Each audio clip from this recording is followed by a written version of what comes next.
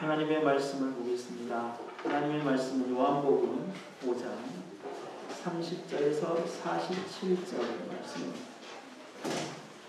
요한복음 5장 30절에서 47절 말씀입니다.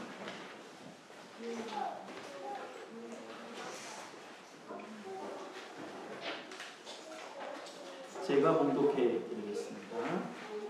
내가 아무것도 스스로 할 수 없노라. 듣는 대로 심판하노니.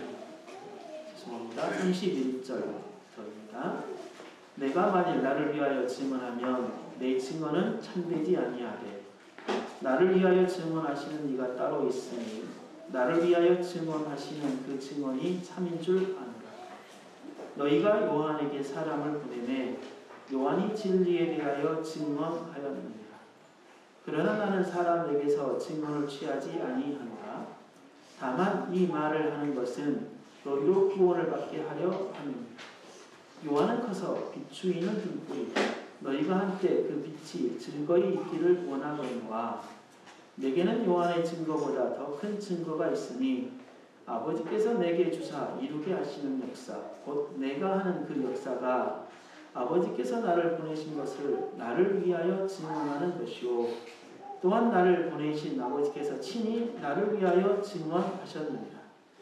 너희는 아무 때에도 그 음성을 듣지 못하였고 그 형상을 보지 못하였으며 그 말씀이 너희 속에 거하지 아니하니 이는 그가 보내신 이를 믿지 아니하니라. 너희가 성경에서 영생을 얻는 줄 생각하고 성경을 연구하거니와 이 성경이 곧 내게 대하여 증언하는 것입니다. 그러나 너희가 영생을 얻기 위하여 내게 오기를 원하지 아니하는도다. 나는 사람에게서 영광을 취하지 아니하노라. 다만 하나님을 사랑하는 것이 너희 속에 없음을 알아라. 나는 내 아버지의 이름으로 왔으며 너희가 영접하지 아니하나 만일 다른 사람이 자기 이름으로 오면 영접하리라. 너희가 서로 영광을 취하고 유일하신 하나님께로부터 오는 영광은 구하지 아니하니 어찌 나를 믿을 수 있느냐. 내가 너희를 아버지께 고발할까 생각하지 말라. 너희를 고발하는 이가 있으니 곧 너희가 바라는 자 모세니라.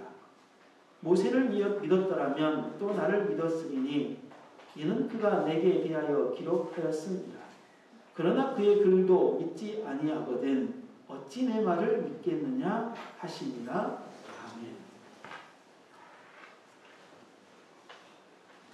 하나님께서 하신 이 말씀을 가지고 증언이라는 제목으로 하나님의 말씀을 선포하겠습니다.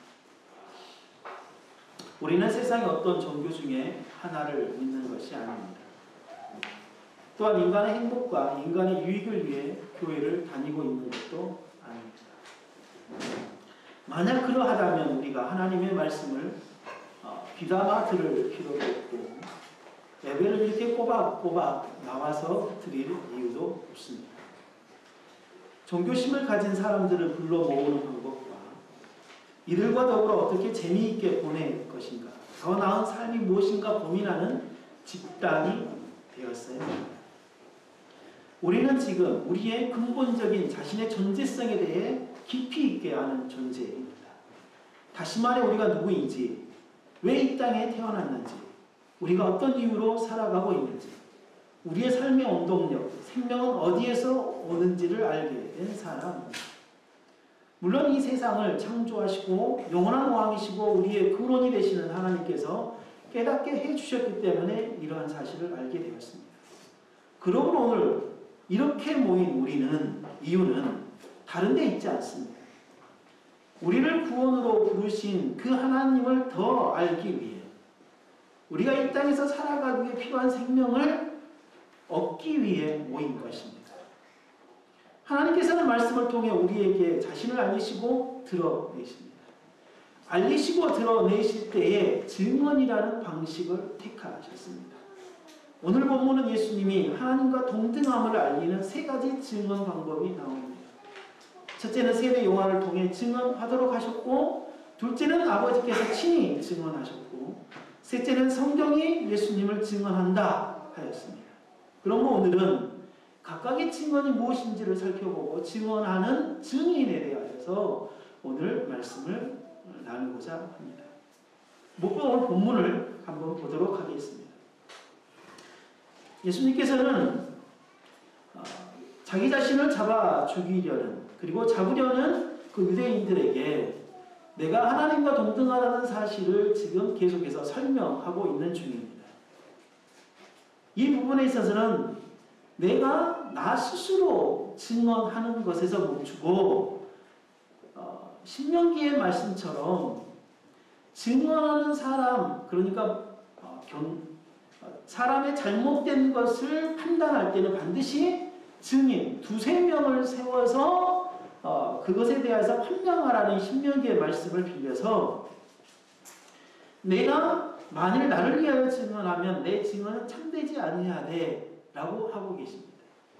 다시 해서 하나님께서, 예수 그리스도께서 자기 자신을 증언하는 방식이 자기가 아니라 나 말고 다른 사람이 있다는 사실을 지금 보여주고 있는 것입니다. 그래서 나를 위하여 증언하시는 이가 따로 있다. 나를 위하여 증언하시는 그 증언이 참인 줄 안다. 라고 이야기를 하고 있는 것입니다. 33절에 너희가 요한에게 사람을 보내매 요한이 진리에 대하여 증언하였다. 라고 그렇게 이야기합니다. 첫 번째 증언자 요한에 대해서 이야기를 하고 있습니다. 그 요한이 진리에 대하여 증언하다. 라고 이야기를 합니다. 자신은 광야에서 외치는 자의 소리, 그냥 말입니다. 그러나 진리이신 메시아가 오셨다라는 소리를 외치고 있기 때문에 바로 그 메시아는 진리이시다는 사실을 분명하게 보여주고 있습니다. 34절에서 그러나 나는 사람에게서 증언을 취하지 아니하오니, 그러니까 세례 요한의 증언에 대하여서 내가 메시아라는 사실을 확증하고 있는 게 아니다. 그러나 너희들에게는 이 세례 요한의 증언이 분명하다라는 사실을 이야기를 하고 있습니다. 나는 사람에게서 증언을 취하지 않는다. 요한이 선포하는 메시지로 자신이 하나님과 동등하다고만 주장하지 않겠다 이 말이죠. 왜냐하면 요한 외에 하나님께서 친히 그리고 성경이 자신을 증언하고 있기 때문이라는 것입니다. 요한에 대해서 한 번 좀 더 언급을 합니다. 요한은 커서 비추이는 등불이라. 너희가 한때 그 빛에 즐거이 있기를 원하였거니와. 요한은 커서 비추이는 등불, 켜져서 비추이는 등불이라는 거죠. 요한이 광야에서 외치는 자의 소리로서 오실 메시아를 외치는 것이 정말 세상을 향하여 빛을 비추고 있는 것. 그래서 그 세례 요한이 누구의 구원을 받게 하라는 거다? 34절에 너희로 구원을 받게 하는 거죠. 나를 동등하다고, 하나님과 동등하다고 증명하려는 것이 아니라 너희들에게 구원을 베푸는 통로로 하나님께서 요한을 사용하고 있는 것이고, 또한 그 요한이 나를 증언하고 있다. 메시아, 그렇게 이야기를 하고 있는 거죠. 요한이 커서 비추이는 등불이라는 것은, 등불은 자기 자신을 불살라 밖으로 빛을 보내는 도구죠. 그럴 때에 증인으로서 가져야 하는 열정과 그 방법들에 대해서 잘 보여주고 있는 부분입니다. 36절에 내게는 요한의 증거보다 더 큰 증거가 있으니 아버지께서 내게 주사 이루게 하시는 역사, 곧 내가 하는 그 역사가 아버지께서 나를 보내신 것을 나를 위하여 증언하는 것이라. 그러니까 요한의 증거보다 더 큰 증거가 있는데 그것은 아버지께서 내게 주사 이루게 하신 역사, 그러니까 하나님께서 내게 능력을 주셔서 내가 기적을 행하게 하시는 것, 이걸 이야기하죠. 예수님께서 행하신 다양한 기적은 하나님께서 기적을 베푸신, 예수 그리스도가 베푸신 기적을 통하여서 하나님의 아들이심을 하나님께서 증명하시겠다라는 거죠. 이제 세례 요한에 대한 어떤 증언, 그리고 이제 하나님에 대한 증언으로 이제 넘어가고 있는 것입니다. 37절에 또한 나를 보내신 아버지께 친히 나를 증언하셨느니라. 너희는 아무 때에도 그 음성을 듣지 못하였고 그 영상을 보지 못하였으며, 그 말씀이 이렇게 이야기할 때에 하나님의 음성을 듣지 못한다라고 했을 때 이거는 하나님께서 예수 그리스도의 사역, 그때그때의 사역에 늘 함께 하셨지만 유대인들이 그 예수 그리스도를 메시아로 온전하게 믿지 못했다는 사실을 이야기를 하는 거고, 하나님께서 예수 메시아와 늘 함께 하였다라고 하는 것은 하나님께서 하늘에서 뜻을 가지고 예수 그리스도를 이 땅에 보내시고, 예수 그리스도가 고난을 받으실 때 함께 계셨고, 예수 그리스도가 십자가에 못 박혀 죽으실 때에 그 예수 그리스도를 살리셨고, 그리고 승천하게 하시고 하늘로 올리시고 하나님 보좌의 우편에 앉히시는 것이 바로 하나님께서 하신 일입니다. 이렇게 예수 그리스도의 메시아 사역의 전부는 하나님이 함께 하시고 하나님이 친히 메시아임을 증명해가는 모든 과정이었다라는 것입니다. 38절 39절을 보면 그 말씀이 너희 속에 거하지 아니하매 이는 그가 보내신 이를 믿지 아니함이라. 39, 40절 너희가 성경에서 영생을 얻는 줄 생각하고 성경을 연구하거니와 이 성경이 곧 내게 대하여 증언하는 것이다. 그러나 너희가 영생을 얻기 위하여 내게 오기를 원하지 아니합니다. 39절에 너희가 성경에서 영생을 얻는 줄 생각하고, 그러니까 유대인들이 성경을 연구하고 성경을 공부하고 성경을 암송하고 하는 모든 것들에 대하여서 무슨 생각을 했냐면 성경에서 영생을 얻을 줄 알고 그리했다 이 말입니다. 그러니까 이 부분이 유대인들을 굉장히 칭찬한 대목 같지만 결국은 유대인들이 성경을 연구하는 것에 있어서 잘못된 방법을 택하고 맙니다. 잘못된 방법을 택하고 마니까 뭐냐면 너희가 영생을 얻기 위하여 40절에 내게 오기를 원하지 않았다는 거예요. 왜냐하면 성경이 예수 그리스도에 대한 증언인데 유대인들이 성경을 가지고 날마다 연구하고 제대로 연구했으면 예수님을 메시아로 인정할 수밖에 없는데 인정을 못한다는 말이죠.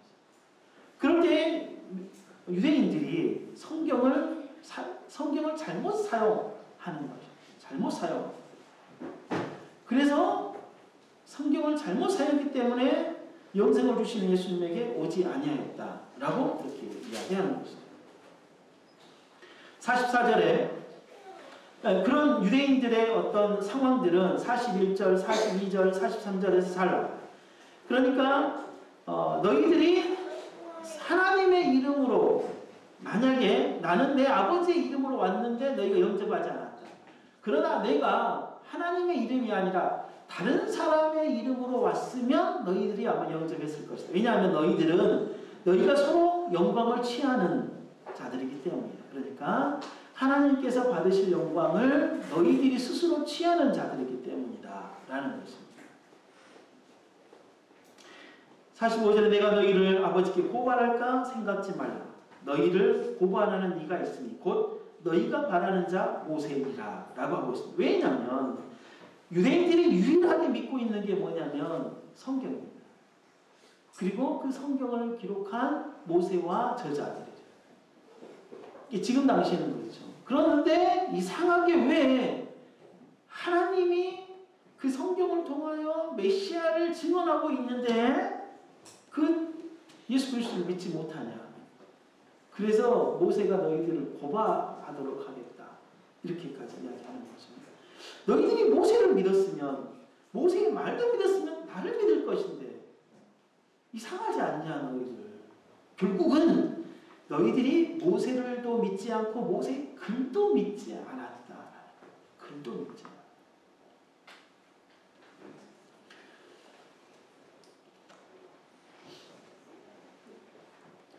오늘 예수님께서 자기 자신을 증거하는 세 증인에 대한 이야기를 나왔습니다. 증인이란 무엇입니까? 어떤 사건에 대해 객관적으로 사실을 말해주는 사람이 증인입니다. 본발을 그대로 이야기하는 사람이죠. 구약에서는 신명기 19장 15절에서 사람의 모든 악에 관하여 또한 모든 죄에 관하여는 한 사람으로만 정할 것이 아니요 두 증인의 입으로나 또는 세 증인의 입으로 그 사건을 확정할 것이며 라고 했습니다. 그러니까 여기서 분명한 사실, 증언하는 증인은 자기가 목격한 것에 대한 분명한 확신이 있어야 되는 거죠. 이렇게 뚜렷하게 봐야 된다는 거죠. 그래서 우리 재판에서 가장 중요하게 여기는 것이 뭐냐면 증인이 그 사실을 제대로 목격했냐 이 말입니다. 뚜렷하게 목격했냐. 그리고 그것을 정확하게 이야기할 수 있냐. 그리고 목격한 상태가 정상적인 상태였냐. 이것을 이야기합니다. 신약에서는 사람과 사람의 관계 속에서 이 증인에 대한 부분들이 좀 많이 나옵니다. 근데 신약으로 넘어오면 사도행전 1장 8절에서 이렇게 이야기하죠. 성령이 너에게 임하시면 너희가 권능을 받고 예루살렘과 온 유대와 사마리아 땅끝까지 이르러 내 증인이 되리라. 그러니까 신약에 넘어오면 우리가 무엇에 대한 증인을 이야기를 하고 있냐면 예수 그리스도에 대한 증인을 이야기하고 있어요. 예수 그리스도에 대한 증인. 여기서 증인은 예수님에 대한 증인으로서 일방적 선포가 들어있습니다. 다시 말해서 예수님이 누구인가에 대한 일반적 선포예요. 증인이라는 말은 같지만 실제 무엇에 대한 증인이라는 것은 구약에서는 사람과 사람 사이에서 일어나는 증인이고 신약에서는 예수님에 대한 증인이다라는 것이죠. 증인에게 요구되는 게 있어요. 아까 이야기했던 것처럼 증언할 내용에 대한 정확한 확신이에요. 증인은 반드시 이 증언할 내용에 대한 분명한 확신이 있어요. 그렇지 않으면 없습니다. 자신이 본 것에 대해 경험한 것에 대해 확신이 없는데 증언하는 것에 대해서 신뢰를 얻을 수 있을까? 그럴 수 없는 거죠. 그랬을까? 아니, 근데요, 정확하게는 내가 모르겠는데 이렇게 나오면 그 증인에 대한 신빙성이 떨어지는 거죠. 증언에 대한. 그래서 우리가 예수 그리스도의 증인이라고 했을 때는 예수 그리스도에 대한 확신이 있어야 되는 거예요. 그 예수 그리스도가 누구냐. 그랬을 때 우리가 증인으로 분명하게 설 수 있는 거죠. 그렇게 확신이 분명한데, 예수님에 대한 확신이 분명한데, 이제 그것에 대해서 이제 말로 설명해야 되잖아요. 이게 말로 설명하기 좀 어려운 사람이 있어요. 또는 언변이 좀 부족한 사람도 있지 않겠어요? 그래서 좀 증인으로 서기가 좀 힘든 사람도 있지 않겠습니까?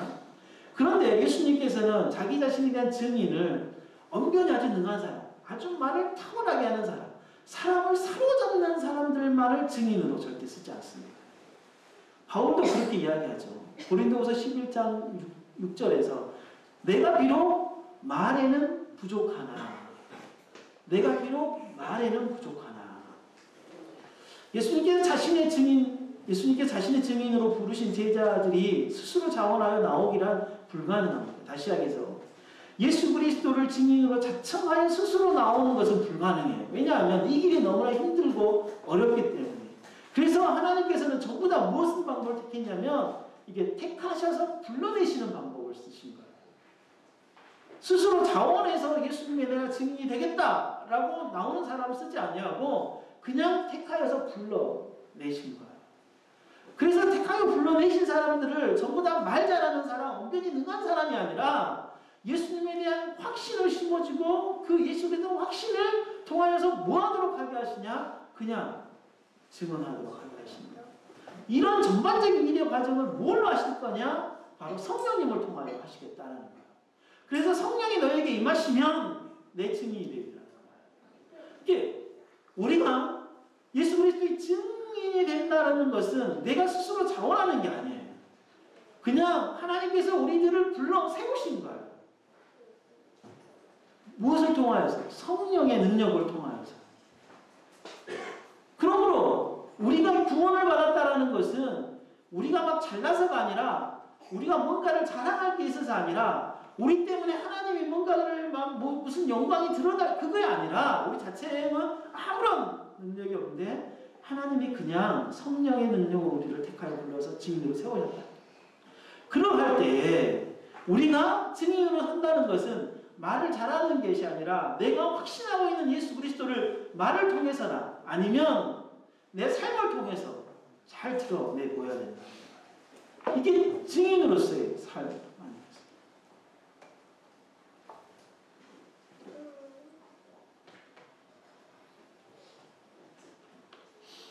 그래서 우리가 삶으로서의 우리 증언, 삶으로서 예수 그리스도를 증언해야 하는 것이 단순하게 도덕적이거나 또한 양심적인 것도 이렇게 포함이 돼요. 그러나 도덕적이면서 양심적인 삶이 예수 그리스도를 증언하지 않아요. 그건 우리가 당연히 그렇게 살아가야 되는 거죠. 그리스도인으로서 분명한 목표를 갖고 그 목표를 향하여 분명하게 가야 되는 거예요. 하나님께서 사람의 나라의 역사를 써가는 일부분을 자신을 통해 감당하고 있다라는 분명한 사명의식이 그래서 중요하죠. 하나님께서 나를 부르셨다고. 무엇으로? 예수 그리스도의 증인으로서 우리를 부르셨는데, 그렇다면 내 삶이 이제부터는 예수 그리스도를 증언하는 삶이다. 이러한 분명한 사명의식이 필요한 거죠. 증인으로서 사명은 자기 자신이 증언할 내용을 목숨과 바꾸는 거예요. 이게 증언자, 증인입니다. 증인. 예수 그리스도, 하나님 예수 그리스도에 대해 증언하는 자, 증인이죠. 예수 그리스도의 증인은 성경에서는 사신이라고 이야기할 때, 사신은요, 자기가 전달해야 될 편지를 몸에 품고 갈 때에 누군가가 그것을 뺏으려고 할 때는 자기의 목숨과 그걸 바꿔야 돼요. 그래서 우리는 이 증인으로서 산다는 것이 참 힘들고 어려운 일이에요. 자기 목숨과 바꿔야 할 일, 자기의 삶 전체와 바꿔야 할 일이기 때문에 정말 힘들고 어려운 일이다라는 거야. 이것이 증인의 증인다운 모습일 거고, 그래서 증인으로서 갖춰야 할 자격이 분명하게 우리들에게 있다라는 것이죠. 이 자격은 세 가지입니다. 첫째는 앞에서 언급했던 것처럼 증거할 내용에 대한 분명한 확신을 가지고 전부를 다 설명할 수 있어야 돼요. 그러니까 자신이 예수 그리스도의 증인이라고 했을 때 예수 그리스도에 대한 확신뿐만 아니라 그 예수 그리스도에 대한 전부를 설명할 수 있어야 되는 거예요. 그게 말로든 내 삶으로든 전부를 좀 이야기할 수 있어야 돼요. 이게 너무 부분적이고 편협적인 어떤 한 부분만을 드러내서 증언하는 것은 나중에 엄청난 모순이 생길 수가 있어요. 우리나라의 초창기에 전도를 나갈 때에 가장 중요한 말이 뭐였냐면 예수 믿고 천당 갑시다 했습니다. 예수 믿고 천당 갑시다. 이것 외에는 우리가 뭐 특별하게 더 할 말, 왜 그게 너무나 감격이었습니다. 그게 믿어지기 시작하고 내 안에 믿음으로 딱 생겼을 때 얼마나 큰 은혜였는지 모릅니다. 그래서 세상에 나가서 예수 믿고 천당 갑시다. 그것이 가장 큰 내용이었다 이 말입니다. 근데 그게 시간이 지나면서 그게 절대 진리인 것처럼, 진리 중에 하나인데 절대 진리인 것처럼 자리를 잡아버렸어요. 이게 예수님과 천당 갑시다. 이게 믿어지기 시작을 한다면 그게 우리에게 가장 큰 은혜지만 예수님이 누군데, 이런 예수님이 누구인지 정말 많은 설명이 필요하거든요. 예수 믿고 천당 갑시다에는 엄청난 설명이 필요한데 그 설명을 다 잘라버리고 예수 믿고 천당 갑시다라는 말, 근데 그 말이 믿어지고 이해가 되고 알기 시작하면 우리들에게 엄청난 복이라는 사실을 알지만, 근데 우리 한국교회는 나머지를 다 지워버렸어요. 예수님이 누구인지, 그 예수님을 믿는다는 것은 무엇인지, 왜 예수님을 믿어야 하는지, 천당은 어떤 곳인지, 불교에서 이야기하는 천당과 어떻게 다른지, 천당을 가는데 왜 죽어서 간다고 하는지, 죽으면 어떻게 걸어갈 수 있냐. 하나님이 누구인지, 예수님을 어떻게 믿고 그의 통치를 어떻게 받아야 되는지, 우리가 이제 정말 천당을 가는 사람으로서 어떻게 삶을 살아야 될지, 그런 이야기에 대한 진지한 이야기나 설명을 하면 딱 자르죠. 야, 오늘 저녁에 죽어서 천당 가기만 하면 되지, 그런 게 필요하냐. 이게 한국교회의 현실이 되어버린 거죠. 복음이 너무나 빈약해요.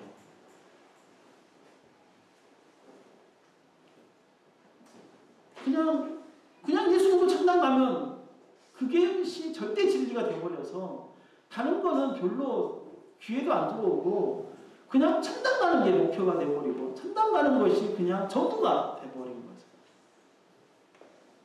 그래서 천당 가는 것과 내 삶은 이게 별로 깊이 있는 연관 있는 삶이 아닌 거죠.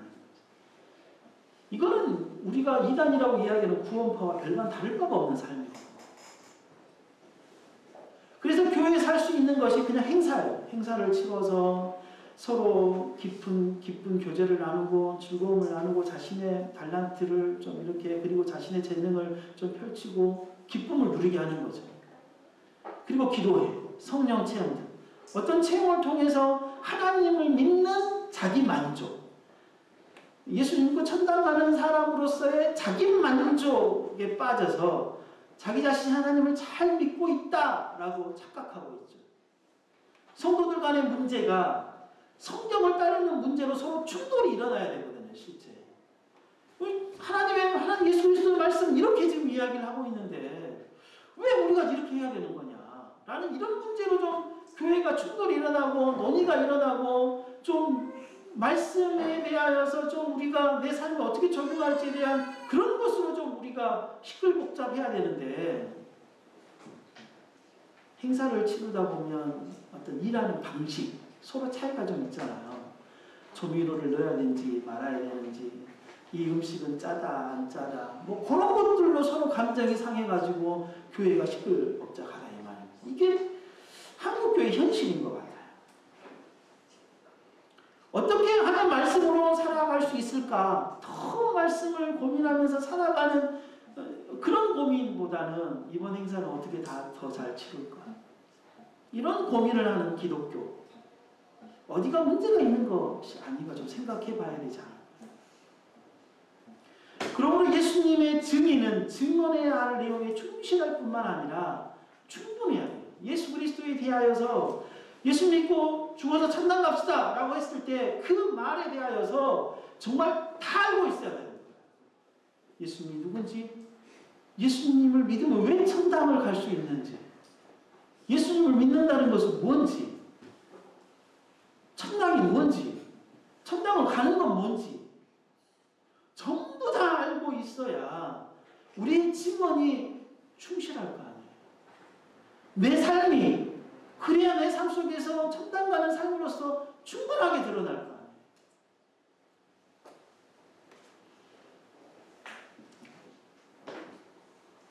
증인으로서 가져야 하는 자격 두 번째는, 증인이 갖고 있는 증언의 내용을 전달할 때 그 내용을 뒷받침할 신뢰가 필요한 거예요. 신뢰.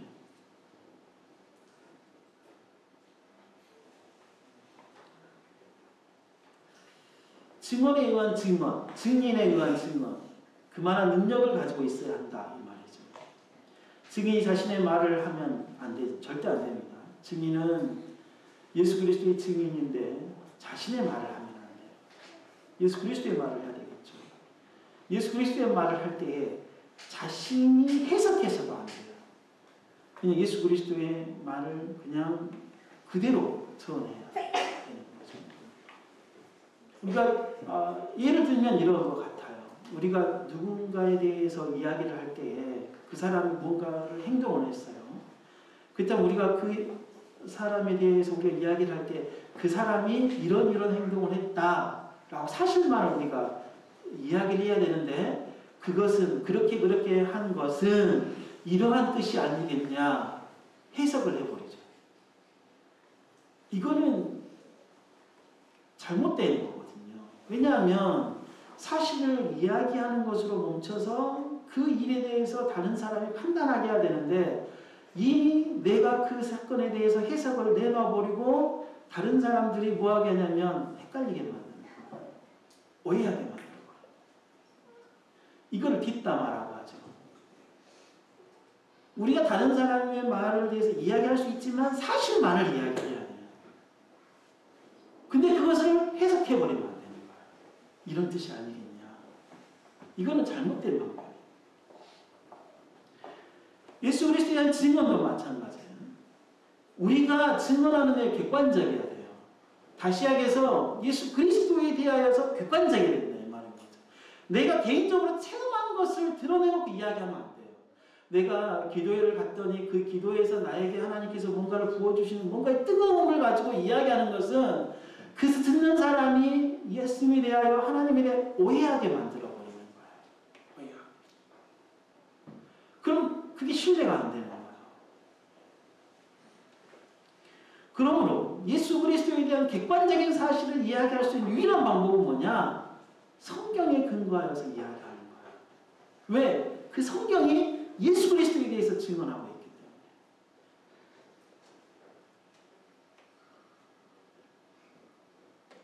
그래서 우리가 예수 그리스도의 증인으로서 증언할 때에 우리가 제시할 수 있는 유일한 신뢰적 근거는 성경이에요. 성경이 이렇게 이야기를 하고 있다라는 거야. 성경에 근거하지 않는 다른 경험들은 객관성을 잃어버린 거야. 왜냐하면 나는 경험하지 않았는데 너는 경험했다? 그건 객관성을 잃어버린 거야.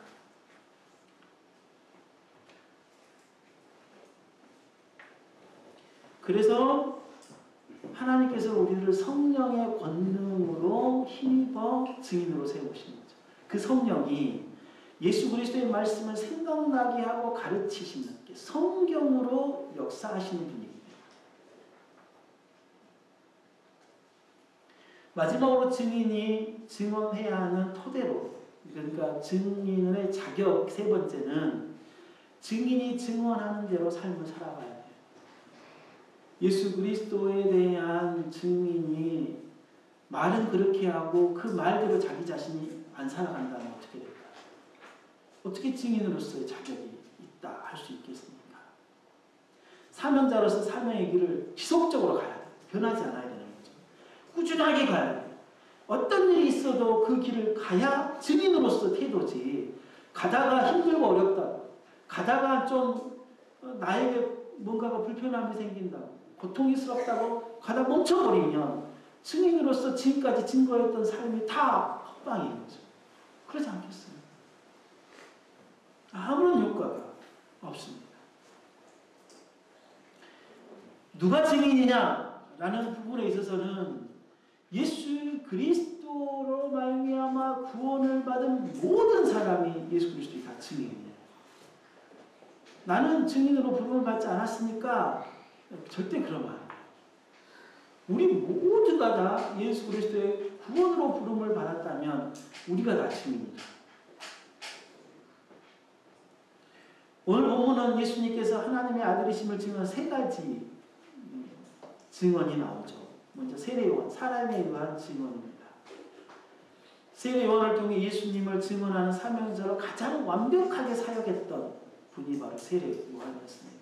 그는 메시아가 오실 것을 예비하며 광야에서 외치는 소리였고 자신의 길을 가기 위해 나신인으로서 선지자로서 한치의 오차도 없이 삶을 살아왔던 사람이 바로 이 세례요한입니다. 이 세례요한은 증인으로서 세 번째 모습을 가장 잘 보여주고 있습니다. 처음부터 그의 죽음 마지막까지 변하지 않는 예수 그리스도의 증인으로서의 삶을 잘 살아 보여주셨습니다. 또한 세례요한은 자기 자신을 절대 높이지 않았습니다. 자기는 망해야 된다고 했고 오직 오실 메시아는 흥하여야 된다고 했습니다. 나는 어떤 증인인가? 믿음의 역사에서 무엇을 증언할 것인가? 내 삶의 전체가 예수 그리스도의 증인으로서 드러나야 됩니다. 내 말, 내 삶, 내 행동, 그리고 내 살아가는 터전, 그 모든 것이 예수 그리스도의 증인으로 드러나야 되지 않을까. 하나님께서 친히 증언하십니다. 예수 그리스도가 세례 요한에게 세례를 받을 때 하늘에서 음성이 들렸습니다. 이는 내 사랑하는 아들이다. 예수님 하나님께서도 우리들에게 예수 그리스도의 증언의 삶에서 분명하게 함께 하실 것입니다. 세례 요한과 같이. 우리 예수 그리스도의 증인의 삶을 살아갈 때에 하나님께서 너가 증언하는 예수 그리스도가 내 아들이라는 사실을 하나님이 드러내 보일 거라는 거예요. 그렇지?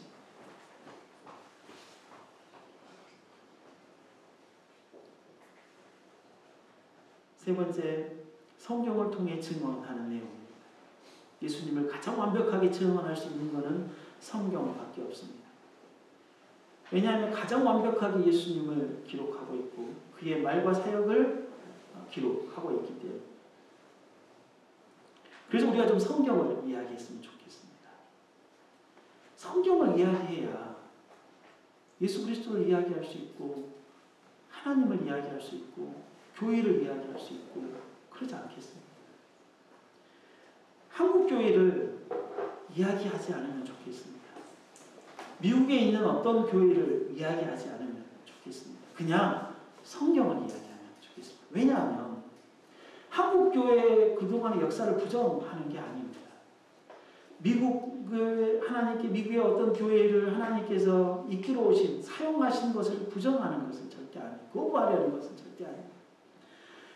성경에서도 고린도 교회도 하나님께서 사용하시고 쓰셨죠. 근데 이 고린도 교회는 가장 추악한 교회 아니었습니까? 그럼에도 불구하고 하나님께서는 고린도 교회라고 말씀하시는 거죠. 그러면서 그 고린도 교회가 잘못된 것을 낱낱이 보여주시면서 그 잘못된 것을 따르라고 하신 게 아니라 바르게 가거라 라고 말씀하신 거죠. 이 땅에 존재하는 많은 한국 교회가 잘못한 것도 부지기수이고 잘한 것도 정말 많습니다. 그러나 이것은 잘했고 이것은 잘못했고 판단한다는 것은 우리의 능력 밖이에요. 그게 객관적이지 않기 때문에 판단할 능력이 우리에게는 없어요. 그래서 그냥 성경으로 그냥 단순히 가면 좋겠어요. 성경으로 가서 교회를 다시 규정하고 교회의 직분을 다시 규정하고 교회의 존재 목적이 이 땅에 뭔지를 이야기하고 그리고 우리가 이 교회를 어떻게 써가야 되는지를 좀 이야기하고 성경을 가지고 좀 이야기를 해보자 이 말이에요. 그래서 정말 하나님께서 이 땅에 세우고자 하시는 교회로서 세움을 좀 입어보자 이 말이죠. 그때 우리가 잘못할 수도 있겠죠. 잘못 해석해서 성경을 잘못 봐서 그러할 때 우리가 또다시 성경으로 돌아가서 우리의 잘못된 것을 좀 살펴보고 성경으로 다시 돌아가는 일을 하는 그게 개혁. 종교개혁자들이 그 일을 했던 거죠.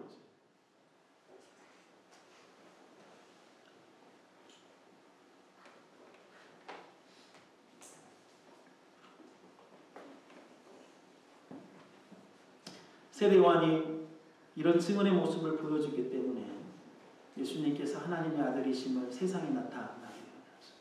모델로서, 증인의 진짜 모델로서. 또한 하나님께서 친히 예수님을 증언해 주셨고 이것에 대해 창조부터 지금까지 변함없이 일관성 있게 지속적으로 하나님께서 증언하고 계십니다. 그래서 예수님의 복음이 가는 곳마다 능력이 나타나게 됩니다. 또한 성경을 통해 2000년 이상 증언하셨죠.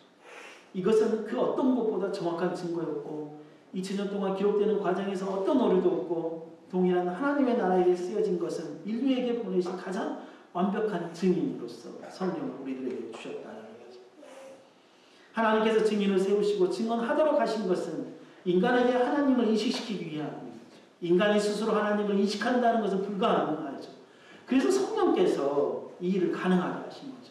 세례 요한의 사역도 오직 성령을 의지하였고 하나님의 증언도 성령을 통하였고 오직 성경의 말씀으로만 일하시는 속성을 가진 성령께서 성경을 깨닫게 하심으로 일을 하신 거죠.